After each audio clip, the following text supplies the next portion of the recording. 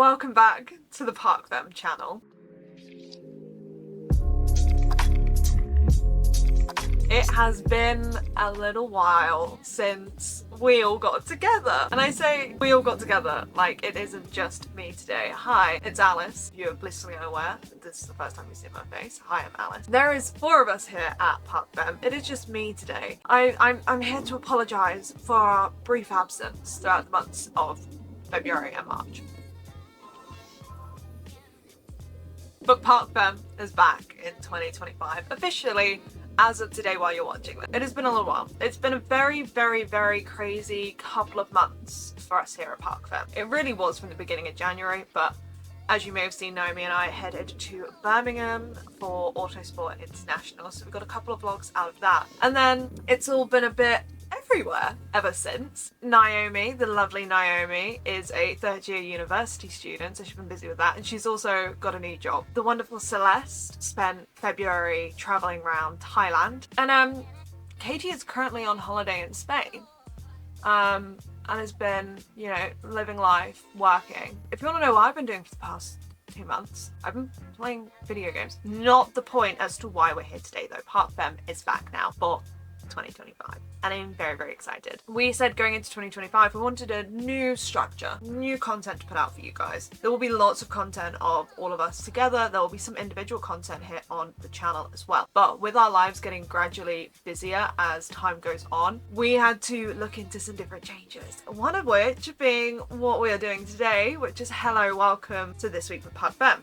where most weeks you'll probably be getting one of these alongside maybe another video. Some weeks this will be your only video you see. Basically, we're going to talk about all the things that are happening this week in racing, the series that we cover. If you're new and you don't know what series we cover Formula 1, Formula 2, Formula 3, F1 Academy. That's the F1 ladder that we cover. We also cover Formula E, we cover the World Endurance Championship, we also cover MotoGP, Moto2 and Moto3. If you're tuning in, that's what to expect. We do go a little bit off track. We are motorsport fans, so sometimes we like to delve into other versions of motorsport. Katie is a massive British touring cars fan. Myself and Naomi are big feeder series fans. We love the feeder series, so anything from like Formula 4s, GB3s, GB4. I'm also a big endurance racing fan, as is Celeste, so European Le Mans as well as the World Endurance Championship is big for us. But for the most part, for This Week in Motorsport, This Week with Parc Femme, whatever you want to call it, we discuss the main kind of series that we're covering. And this week we have a lot on actually. We have Formula 1, Formula 2, F1 Academy, and we also have the World Endurance Championship back. So a lot of excitingness to go on to. What to maybe expect from this series. This is obviously the first of the series, but for future as well, we'll be discussing the circuits we're racing at, just the ins and outs, just so you have a little background knowledge on the tracks that we're heading to. We'll also then discuss the previous year in racing and just kind of like big notions for it. Or we have the trusty MacBook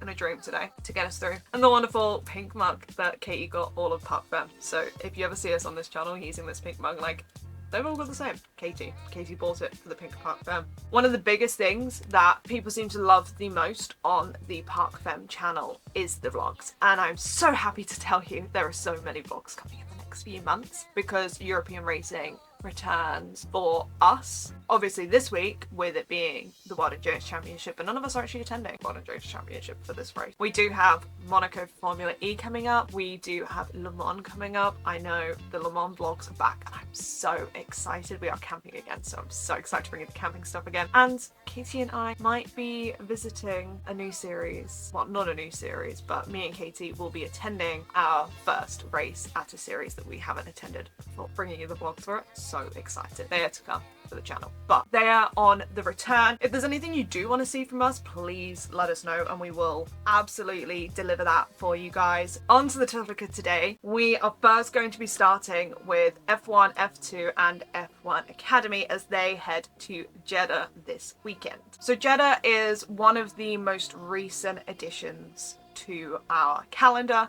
and by recent I mean it was introduced to the calendar in the 2020s. The Jeddah circuit was first opened on the 3rd of December in 2021. So although 2021 was now 4 years ago almost. That's crazy, by the way. It is still relatively new in terms of some of the other racetracks that we do have on the calendar. We have been at Jeddah and using the track since 2021 when it opened for Formula 1 and also Formula 2. Formula 2 added Jeddah to their calendar at the same time F1 did, and it has just been consistently there ever since. In terms of F1 Academy, this is their second time at Jeddah, the first being last year. So this is year 3 of F1 Academy, and it is the second time that Jeddah's been used, so it is quite prominent now in the calendar. At 6.174 kilometers, Jeddah is our third longest track on the calendar. It is behind the likes of Spa and Las Vegas. It also has an insane amount of turns at 27 turns, which blows my mind every single time when I think about it. I'm like, 27 turns is a lot of turns. It feels like a lot. We also have 3 DRS zones on this circuit. The lap record for this track for Formula 1 was actually set by Lewis Hamilton, and that was back in December of 2021. So the first race for Formula 1 with the track being open, lap record was set, yet to be broken. In terms of Formula 2, it is Jack Doohan who sets the lap record. As you know, Jack Doohan has made the move up to Formula 1 for this season, and he set that in 2022. For F1 Academy, the lap record was obviously set last year during their inaugural time at the circuit, and that was Dorian Pan who set the lap record. Last year for Formula 1, Jeddah was round 2, and we saw Max Verstappen take pole position on the Friday, with race day on the Saturday, the 9th of March, where Max Verstappen converted that pole position to a race win. He was joined on the podium with his teammate at the time, Sergio Perez, in P2 and Charles Leclerc in P3. That was in fact Charles Leclerc's first podium of the season, and both Red Bull drivers' second. Jeddah also saw Nico Hülkenberg take his first point of the season as he finished P10. Now, if you remember last year, there was a lot of big news going on around the beginning of the year, and that was due to Jeddah and Ollie Behrman filling in for Carlos Sainz, who had to go to hospital because of his appendix. This was Ollie Behrman's first time racing in a Formula 1 car, and he finished in P7. We had 2 retirements out in Jeddah last year, Lance Stroll and Pierre Gasly, and it was Charles Leclerc who took our fastest lap for the race. In terms of Formula 2, it was also round 2 for them, and if you didn't guess it, we had one withdrawal, and that was Ollie Behrman, as he made his move up to F1. We did in fact see Ollie Behrman take pole position for Jeddah last season. Obviously, he didn't compete in the weekend, and thus Kushmini inherited pole position for the weekend. For the sprint race, we saw Dennis Hauger take the win, and he was joined on the podium by Paul Aaron in P2 and Enzo Fittipaldi in P3. We also had 2 disqualifications in the sprint race of Richard Verschoor and Roman Stanek, alongside 3 retirements of Victor Martins, Amaury Cordeel and Juan Manuel Correa. As we then look onto the feature race, Enzo Fittipaldi improved from his P3 to take the race win, with Kushmini, who started on pole position, finishing P2, and Dennis Hauger finishing P3. And we did see quite a few retirements last year in the feature race. Championship winner Gabriel Bortoleto, championship contender Isaac Hadjar, Franco Colapinto, Pepe Matti, Zach O'Sullivan and Roman Stanek all retired from the feature race. But in slightly more positive news, it was Paul Aaron and Enzo Fittipaldi who took our fastest laps last. Yeah, a lot of big news from F1 and F2 last year in Jeddah. Obviously, F1, Carlos Sainz had to withdraw, Ollie Behrman stood up. In terms of F2, Ollie Behrman took pole, could not compete from pole position because he also withdrew from Formula 2 to go up to Formula 1 that weekend. And the controversy for Jeddah did not stop there, because we then head to F1 Academy, which faced its equal share of controversy. So I wonder if maybe Jeddah might be a little less dramatic this year. Maybe, hopefully. It was round 1 last year for F1 Academy. It was their opening season for their second year of the championship. Now, for F1 Academy, we have 2 lots of pole position, and it was Dorian Pan who took pole position for both races. For F1 Academy last season, fastest lap put you in position for one race, and then your second fastest lap put you in position for the second race. Dorian Pan took pole position both days. Her fastest lap and her second fastest lap was obviously quicker than the rest of the grid. Dorian Pan went on to finish the first race in P1. She was joined on the podium by Abby Pulling in P2 and Maya Vig in P3. For the second race, Dorian Pan crossed the finish line in P1 with Abby Pulling in P2 and Maya Vig in P3. However, that is not how the results ended. That's not how the results ended, did it? No. Like I said, F1 Academy had its equal share of drama when it came to Jeddah last year. F1 Academies just so happened to be Dorian Pan taking the checkered flag twice. Now, if you sit and think, hey, taking the checkered flags twice doesn't sound like it's that big of a punishment, like what's the harm in taking the checkered flag twice? The main issue with it is the safety factor. The situation was completely out of Pan's control. She didn't purposely take the checkered flag twice. She just wasn't aware that the checkered flag had been waved the first time and completed another lap before taking it a second time. Thus, she got penalised. She was handed a drive-through penalty, could not obviously do that drive-through penalty because the race was over, got converted to a 20-second time penalty, which dropped her from P1 to P9. That meant Abby Pulling stepped up, inherited the win for race 2 at Jeddah, with Maya Vig taking P2, and they were joined on the podium by Nuria Marti for her first podium of the season. Abby Pulling and Dorian Pan did both take the fastest laps as well, and race 1 actually saw no retirements. We did see both Nuria Marti and Leah Block not finish the race, but they were technically classified, therefore they do not count as a retirement. However, race 2 saw 3 retirements, with Aurelia Nobles and Lola Lovenfoss from the set grid taking retirements, and our wildcard for that round, Rima Jafali, also retired from race 2. So all in all, Jeddah last season was very, very chaotic. It'll be interesting to see if maybe the chaos is there again this year. Maybe it'll be a lot calmer this year. Who's to know? I can tell you none of the Williams will be having their appendix removed. That's for sure. Jeddah for this year is in fact round 5, so last year round 2, this year round 5 for F1. For Formula 2 it is round 3, and for F1 Academy it is round 2. So round 5, round 3 and round 2. With F1, F2 and F1 Academy obviously being on this weekend, we do in fact have another series racing at one of my favourite tracks per se, and I'm really, really sad that I'm not there this year, because if you didn't know, Celeste and I actually headed to Imola last year for the World Endurance Championship. You can actually go check out those vlogs if you'd like to.